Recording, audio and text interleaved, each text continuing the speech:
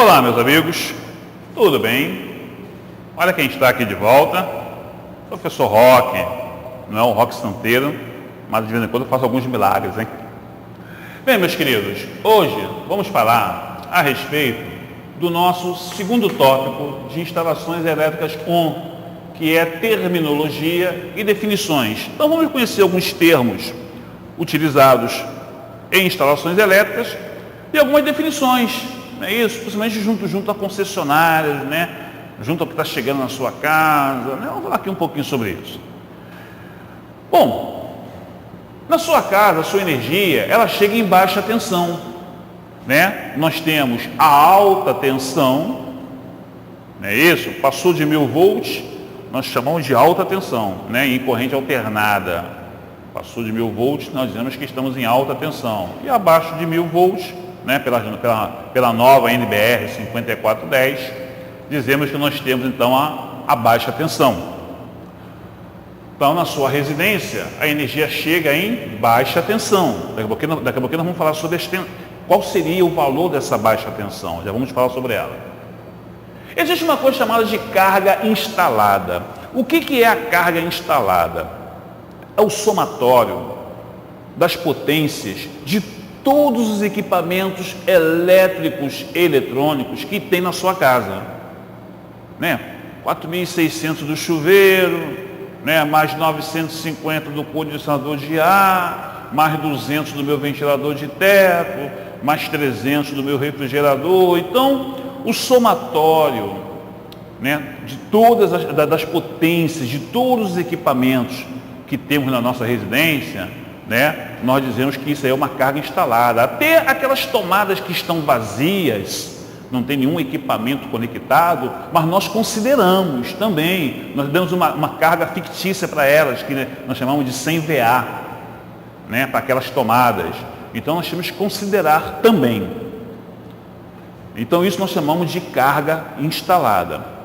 Só que você não liga tudo ao mesmo tempo. Por exemplo, se você está com o condicionador de ar ligado, teoricamente está fazendo um calor brutal. Então você não vai tomar banho quente. Teoricamente, tá? Tem gente que toma. Mas teoricamente você não vai tomar. Então, o ar-condicionado estando ligado, o chuveiro vai estar desligado. Não é isso? Você não vai ficar com a luz do quarto, luz da sala, luz do banheiro, luz da varanda, luz da cozinha, tudo aceso ao mesmo tempo. Você não vai ter todas as tomadas da sua casa com algum equipamento conectado. Se você está vendo televisão, você não vai escutar música.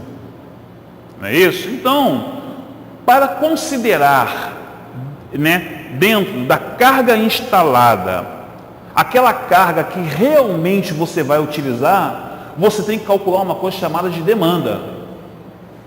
Então, demanda seria a relação entre a carga realmente utilizada com a carga instalada. Bom, lá na rua, lá na concessionária, passa uma coisa chamada de ramal externo.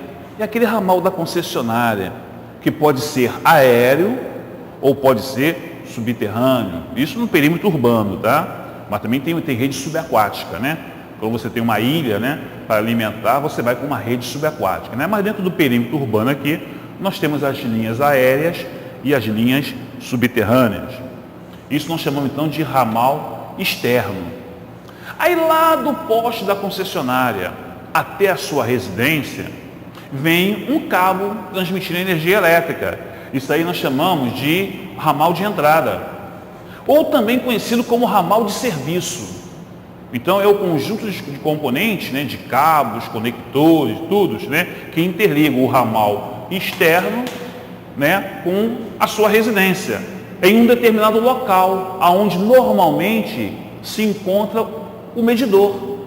Que local é esse? É o ponto de entrega. Então, o ponto de entrega é exatamente aquela região que vai dividir o meu ramal externo, né, ou ramal de serviço, do meu ramal interno, que é aquele que vem, né, vai lá para o meu quadrinho de luz, né, isso para dali então eu distribuir, né, os diversos circuitos que vão alimentar os meus equipamentos. Tá beleza? Bom, o ramal de entrada ou ramal de serviço, ele é de competência da concessionária, só ela pode mexer. Se tiver que fazer algum tipo de manutenção, tem que solicitar a concessionária. Já o ramal interno, ele é de sua competência, tá? É você que tem que cuidar dele. Beleza, meus queridos? Bem, veja bem. Quais são as tensões de fornecimento de energia elétrica? Em primeiro lugar, nós temos um ramal chamado de ramal monofásico. Ramal monofásico é aquele que vai uma fase e um neutro. A tensão entre fase e neutro pode ser 127 ou ela pode ser 220 volts, medindo entre fase e neutro. Nós temos um ramal chamado de bifásico. O ramal bifásico ele já possui, como o nome está dizendo, bifásico, fase 2, né?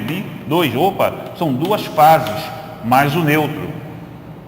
Aí entre fase e neutro eu posso medir 127 e entre duas fases 220. Ou entre fase e neutro 220 e entre duas fases 380. E existe um ramal chamado de ramal rural. No ramal rural, entre fase e neutro dá 115 e entre duas fases dá 230. E nós temos, né, a modalidade trifásica. Né? O trifásico já possui 3, né, que tri é 3, né, significa 3. Então tem 3 fases mais o neutro.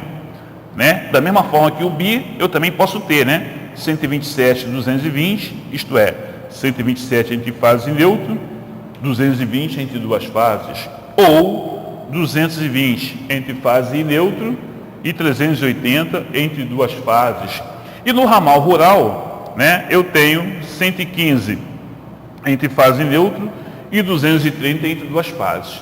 Beleza?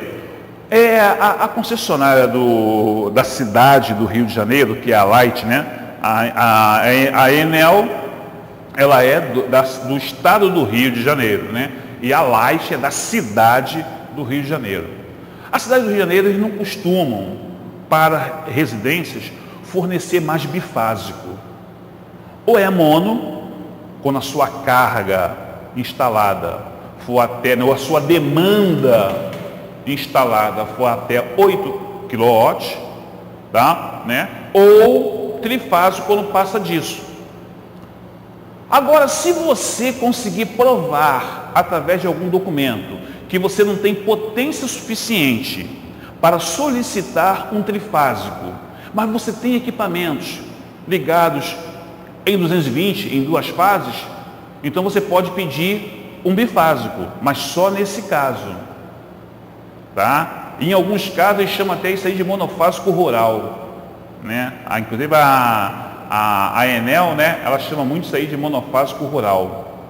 Beleza, meus queridos? Bom, eu tenho lá o meu imóvel e eu necessito de uma instalação elétrica. Quais são as modalidades de fornecimento, de solicitação que eu posso fazer na concessionária? Bom, meu imóvel está pronto, eu quero morar. Então eu vou pedir o quê? Uma ligação nova. Então tem lá, né, todos os procedimentos, né, os formulários que você tem que preencher, né, os cálculos de demanda que você tem que fazer, tem que pagar uma tal de ART, né, ou que é a anotação de responsabilidade técnica, tá legal? Então você vai pedir então uma ligação nova. Comprei um terreno, vou construir, mas só que eu tenho que ligar uma lâmpada, máquina de furar, betoneira, uma série de equipamentos elétricos para a minha obra poder funcionar. Aí nesse caso você vai pedir o quê? Um provisório de obra, uma ligação provisória para a execução de obra, tá? Até 30 dias você paga um valor fixo, não há necessidade de se instalar medidor. Mas se a sua obra for durar mais do que 30 dias, aí eles colocam um medidor, tá ok? Para poder fazer lá o acompanhamento do seu consumo durante a obra. Agora, se você vai fazer, né, uma festa junina, uma festa de rua, uma quermesse, né, uma festa religiosa, ou vai dar um baile de carnaval na rua, ou vai ter um evento cívico, né? Vai ter lá um desfile lá das escolas, 7 de setembro, não é isso? Desfile cívico, ou folclórico, alguma coisa folclórica, festa da primavera, tá? Aí, ao invés de você botar aquelas barraquinhas, chamar qualquer eletricista e mandar fazer um gato na rede da concessionária, não, você vai lá e vai pedir uma ligação provisória. Só que essa ligação provisória, ela recebe o nome de ligação festiva. Então, é uma ligação provisória para que você faça o quê? Um determinado evento, até circo. Eu vou montar um circo, um parque de diversões. Da mesma forma, se tiver uma duração inferior a 30 dias, você paga uma taxa fixa. Né? Agora, se for ficar por mais de 30 dias, também se instala um medidor, tá? Nessa sua ligação festiva, que é o caso de parques, né? Circos, que normalmente ficam muito mais do que 30 dias, né? Em um determinado local. Bom, você pode pedir também alteração de carga. Por exemplo, hoje a minha instalação é monofásica, mas eu resolvi comprar mais uma geladeira, comprar um condicionador de ar que eu não tinha, um split, é isso? Aumentei lá a minha casinha lá, fiz mais um quarto, vou ter que botar mais lâmpadas. Com isso, o que aconteceu? Eu tenho que pedir um aumento de carga, isso é uma alteração de carga para aumentar a carga fornecida pela concessionária. Pode também acontecer o contrário, né? De você pedir a redução. Eu, particularmente, tá? Titio Roque nunca... uma vez eu solicitei sim, que era uma residência, que ela era uma clínica veterinária, e depois o cara resolveu pegar a clínica, dividir ao meio e fazer 2 residências. Como a clínica da veterinária tinha uma carga muito elevada, aí eu tive que solicitar a instalação de 2 medidores residenciais com uma carga inferior. Foi a única vez que eu pedi redução de carga. A tendência é sempre a pessoa pedir aumento de carga. Tá ok? Eu posso, por exemplo, pedir a relocação. O meu medidor está aqui, mas só que eu vou ter que abrir uma parede aqui, vou abrir uma porta exatamente na parede onde ele está. Eu quero relocar. Então eu posso então pedir a relocação. Né? Eles vão desligar a minha luz lá para eu poder tirar o medidor de um local para o outro. Tá ok? Cuidado, quando for pedir relocação, você não pode pedir aumento de carga ao mesmo tempo. Tá? Relocação, a não ser que você pague pelos 2 serviços. Aí é diferente. Tá? Mas você não pode aproveitar que está fazendo a relocação e tirar o teu disjuntor monofásico e botar um trifásico. Não é assim não, né? Tem que fazer o negócio gradativamente. Inclusive já aconteceu o caso, né, de fazer uma relocação de medidores. Realmente, alguns medidores estavam sendo relocados. E outros, além de estarem sendo relocados, estava se pedindo um aumento de carga. Então tem que se pagar o quê? 2 ARTs. São 2 serviços distintos. Tá ok? Eu posso pedir também a autorização para fazer a reforma. Eu estou com aquele PC antigo, né? Aliás, não é PC, todo mundo fala PC. Esse termo está errado, porque PC não é o local aonde ficam os medidores. Local aonde ficam os medidores chama-se cabine de medição. PC é o nome do processo que você faz junto à concessionária para solicitar ou estudo, ou já solicitar a instalação do seu ramal. Então você vai fazer uma prévia consulta. P de prévia e C de consulta. PC.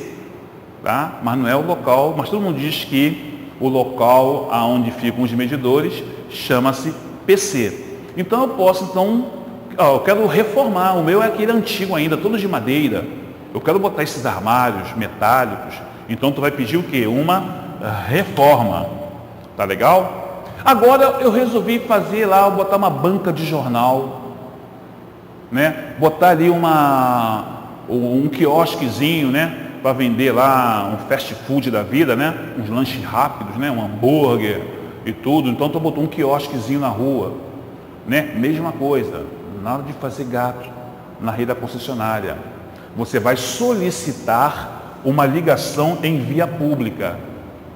Tá? Inclusive, né, para você fazer isso, você tem que ter uma autorização da prefeitura para que você instale o seu quiosque naquele local. Tem que ter lá um papelzinho, porque a concessionária só te dá esse medidor com esse papel. Tá legal? Beleza, meus queridos? Bem, meus queridos, continuando aqui, vamos falar agora sobre os materiais utilizados em uma instalação elétrica. Um material que não pode faltar são os condutores elétricos, não é isso?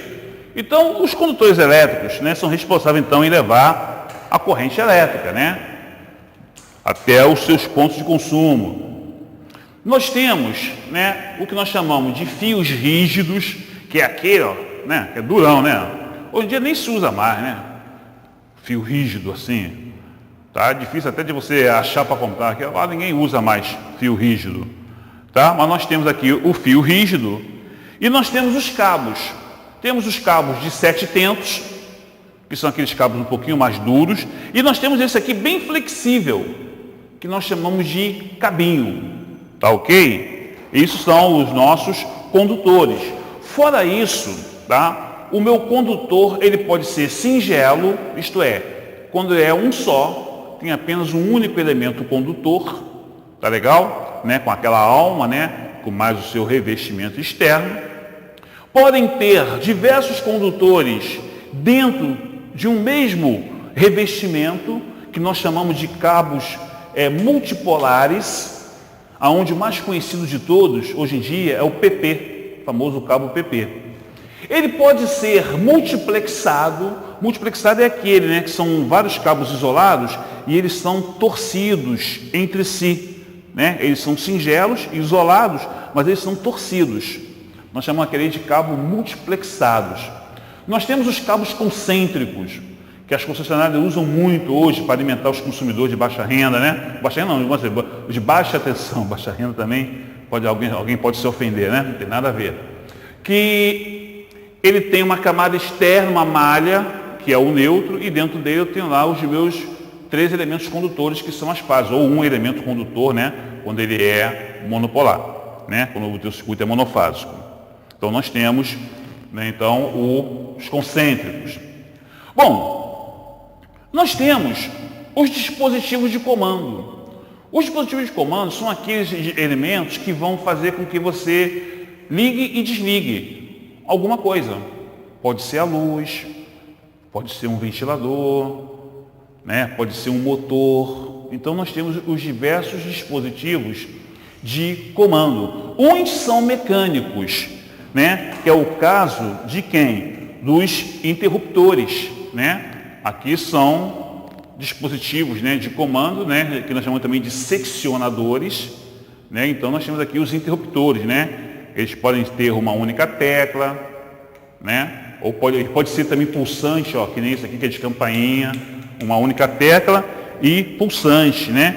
Ele pode ter 2 teclas, não é isso? Eu posso comandar 2 dispositivos diferentes, né? Ele pode ter, eu vou tentar falar, tá, gente, que eu me enrolo um pouco, 3 teclas, que eu tenho que falar devagar, se eu falar correndo, vai sair 3 teclas, já saiu. Então nós temos o de 3 teclas, ele pode ser three-way, né? Three-way é aquele, né? Eu não sei, aqui o pessoal deve ser bem comportado, não vai muito a motel, né? Mas three-way é aquele, né, interruptor que você acende a luz na porta e apaga na cama. Aliás, tem muita gente que apaga na cama mesmo, tá? Vai lá e apaga. Mas dando outro exemplo, né? Cozinha, né? Com 2 portas, né? Você pode entrar por uma porta da cozinha e desligar na outra porta, né?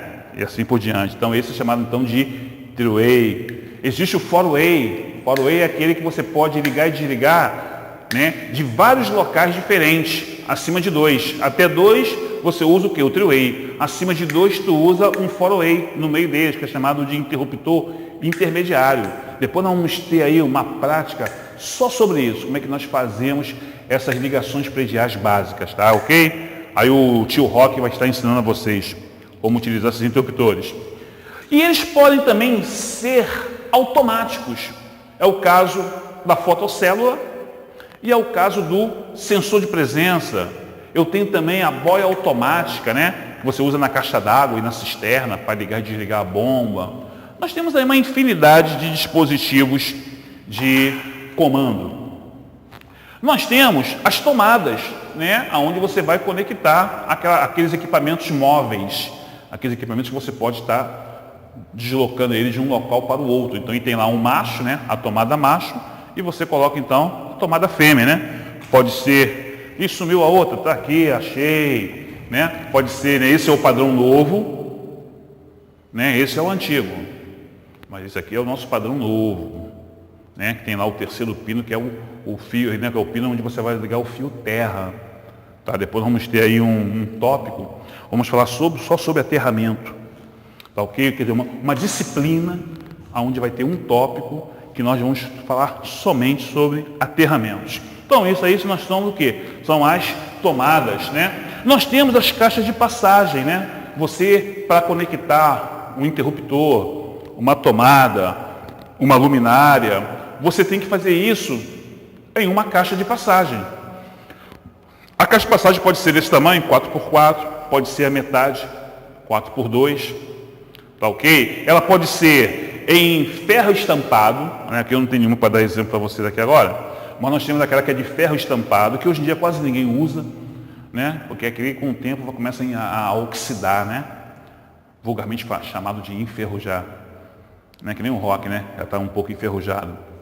Então nós temos a de PVC, temos a de alumínio fundido, chamado de condulete, tá? E hoje em dia criaram um condulete que ao invés de ser de alumínio fundido, ele é em PVC. Tá? Quando você quer usar internamente, tu usa o PVC, né, as caixinhas de PVC ou ferro estampado. E quando você quer usar externamente, você utiliza então os conduletes.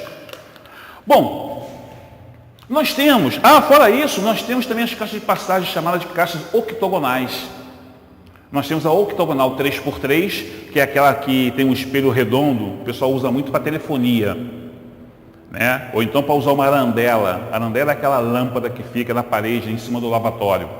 E nós temos a 6x6, octogonal 6x6, que é aquela que fica no teto, para receber a luminária.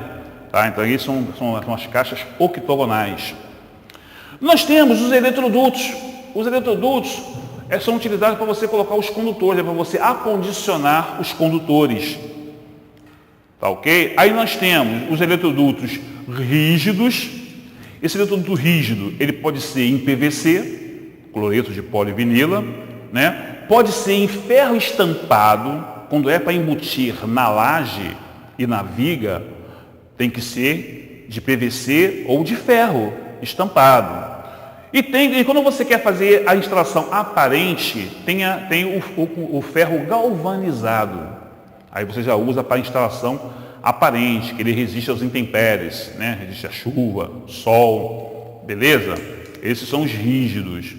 E existem os flexíveis, né? Dos flexíveis, o mais conhecido de todos é esse amarelinho aqui, né? O pessoal chama de conduíte, essa porcaria aqui. Gente, isso aqui é para ser utilizado na parede. Não é para usar na laje, não é para usar na viga e não é para usar no chão. É para ser utilizado na parede. Porque o próprio cimento do concreto, da laje, da viga, tá? Come todo o conduíte. Fica só o buraco. E aquele plástico todo esfarelado. E no piso ele vai absorver o quê? Umidade. Tá legal? Então nós temos dos flexíveis, então nós temos os conduítes. Tem um que parece uma mangueira grossa. Parece uma mangueira de jardim, só que a parede é muito grossa. Tá? Ele é alaranjado. Esse você pode utilizar embutido na laje, que o revestimento dele é muito mais grosso. E se você quiser fazer embutido no piso, existe, né, o conduíte de polietileno de alta densidade. Nome bonito pra caramba, né? Vulgarmente chamado de seal tube. Então você pode utilizar ele para quando você quer embutir no piso, tá? Se você não quer usar nenhum rígido, tu quer usar alguma coisa mais flexível, então tu pode usar o seal tube, tá ok? Agora detalhe, meus queridos, sempre quando você for fazer a transição da laje para viga, para poder descer pela parede, tá? Sempre utilize, tá, as curvas pré-fabricadas, que você vai estar utilizando eletroduto rígido, de ferro ou PVC, não pode usar conduíte, tem que ser o rígido. E então, quando você fizer essa transição da laje para a viga, para poder descer pela parede, use sempre as curvas pré-fabricadas. Tem gente que gosta de pegar o eletroduto rígido, tacar fogo e dobrar. Roque, posso fazer isso? Não deve, a não ser que você faça com técnica. Qual é a técnica? Encher o tubo de areia e depois aquecer para dobrar, porque aí você não vai o quê? Estrangular o tubo na hora de dobrar, não vai reduzir a sua seção. Então, se você fizer isso, encher o eletroduto rígido, né, de PVC, encher ele de areia, depois você aquecer e dobrar, aí ele não vai, o que vai acontecer? Ele vai realmente fazer aquela curva, ele não vai amassar. Aí você pode então deixar de utilizar as curvas pré-fabricadas. Beleza, meus queridos? Então, caixa de passagem. Nós temos os dispositivos de proteção, né? Dos dispositivos de proteção, o mais conhecido de todos é o disjuntor, né? Ele pode ser o padrão NEMA, que é esse pretinho, ou pode ser, né, esse padrão chamado de DIN, né? Esse clarinho aqui, que é muito mais sensível, não é isso? Ele pode ser monopolar, bipolar ou tripolar, né? Para uma fase, duas fases e três fases. Tanto faz ele ser do tipo DIN ou do tipo NEMA, né? De todos os dois eu tenho mono, bi e tri. Tá ok? Por favor, se você necessita de um interruptor bipolar, compre um bipolar. Nada de comprar dois mono e botar um fio rígido no meio dos dois. Não faça isso. Tá? Se o teu disjuntor você precisa de um bipolar, compre um bipolar. É um tripolar? Compre um tripolar. Tá ok, meus queridos? Bom, outro dispositivo de proteção que nós temos é o fusível. Nós temos diversos tipos de fusíveis, né? Temos aquele mais antigo, né, chamado de rolha, que hoje em dia você não vê mais. É isso, que o pessoal tinha até mania que quando queimava o elo fusível, o pessoal pegava papel laminado do cigarro, que envolvia o cigarro, cortava e botava lá no lugar do fusível. Que normalmente sempre acontecia isso quando? À noite ou no domingo, que não tem loja aberta e você não tem nenhum de reserva em casa. Que é sempre assim, né? Ninguém fura pneu em frente ao borracheiro. Nunca falta gasolina em frente ao posto. Tu nunca passa mal em frente ao hospital. É sempre nas condições adversas. A lei de Murphy, né? É tudo adverso. Então, aí o pessoal tinha essa mania, tá? Mas não façam isso. Então nós temos vários tipos. Então nós temos o rolha, nós temos o virola, nós temos o cartucho, não é isso? Nós temos o tipo faca, né? Nós temos o joto, que é aquele de corpo de vidro, né? Que tem muito em eletrônica. Nós temos o lâmina, que é aquele utilizado, né, em automóveis, né? Fusível tipo lâmina. Temos o diazede, né? Utilizado para comando de motores. Tem até o diazede do comum, né? E tem o diazede retardado, que não tem nada a ver com maluco, né? Ele é retardado porque ele espera um determinado tempo para saber se aquela sobrecarga é um curto-circuito ou se ela é, né, uma sobrecarga somente. Tá? E nós temos outros dispositivos de proteção, né? Nós temos, por exemplo, o diferencial residual, conhecido como DR. O DR, né, ele vai proteger as pessoas contra um choque. Se a pessoa acidentalmente colocar a mão numa parte energizada, tá, ele vai desligar a minha instalação, não deixando que a pessoa sofra aquele choque. Tá legal? Nós temos outro cara também chamado de DPS, dispositivo de proteção contra surtos, conhecido também como para-raio de linha. Sempre quando há uma sobretensão na rede, ele não deixa que essa sobretensão venha queimar os equipamentos. Ele descarrega por terra. Tá legal? Esses são os principais dispositivos de proteção. Fora isso, em instalações elétricas, né, não podem faltar as lâmpadas. Não é isso? Lâmpada nós temos diversos tipos. Né? A lâmpada mais conhecida de todos é a lâmpada incandescente, que hoje em dia você nem vê mais, né? As lâmpadas incandescentes, aonde você tem que botar naquele receptáculo, né? Que todo mundo diz que é bocal. Ah, bota no bocal, compra um bocal. Não, não é bocal. É receptáculo. Bocal onde a pessoa coloca a boca, né? No pistão, no clarinete, né? No saxofone. Ali que é bocal. Porque você está botando a boca para tocar o instrumento. Onde você bota a lâmpada é receptáculo. Então nós temos a lâmpada incandescente, temos as lâmpadas fluorescentes convencionais, que é aquelas tubulares, né? Temos as fluorescentes compactas, conhecidas como PL, temos as lâmpadas mista, que é uma mistura de lâmpada incandescente com lâmpada incandescente com fluorescente. Ela começa como se fosse uma lâmpada incandescente e depois vira como se fosse uma lâmpada fluorescente. Não esquecer que as lâmpadas fluorescentes necessitam de um reator para limitar a passagem da corrente, né? Através da lâmpada. Depois vamos ter a prática sobre lâmpadas fluorescentes, aí eu explico melhor para vocês. Nós temos as lâmpadas chamadas de lâmpadas refletoras, são aquelas que têm um espelho dentro do bulbo que aumentam o fluxo luminoso, né, e concentra, né, em uma determinada área. Tá? Nós temos as lâmpadas, né, de vapores metálicos, temos a lâmpada chamada de vapor de mercúrio, que é aquela que tem na rua, temos a vapor de sódio, que é aquela meia amarelada, tem muito em rodovias, em praça de pedágio, em aeroportos, né? Ela é meio amarelada, aquele chama-se vapor de sódio, tá legal? E hoje em dia, né, nós estamos vivendo o quê? A era do LED. Hoje em dia, toda a iluminação convencional, né, a dicróica, né, que na realidade não é dicróica, é halógena com refletor dicróico. Aí todo mundo diz que é lâmpada dicróica, né? Hoje em dia, praticamente todos os nossos dispositivos de iluminação, né, refletores, né, e tudo mais, estão sendo substituídos por quem?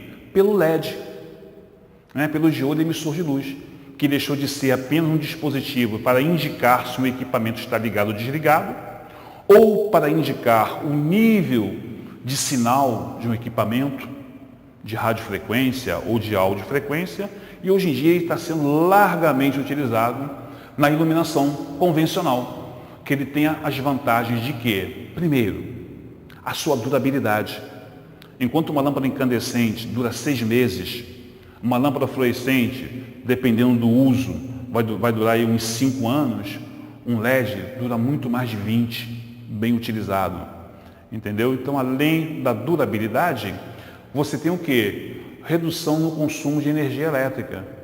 Ele necessita de uma corrente muito baixa para funcionar. Com isso, a sua luz pode cair aí a valores, né, bem considerados. Pode cair aí uns 40%, 50% se bobear. Tá ok, meus queridos? Aguardo vocês na próxima.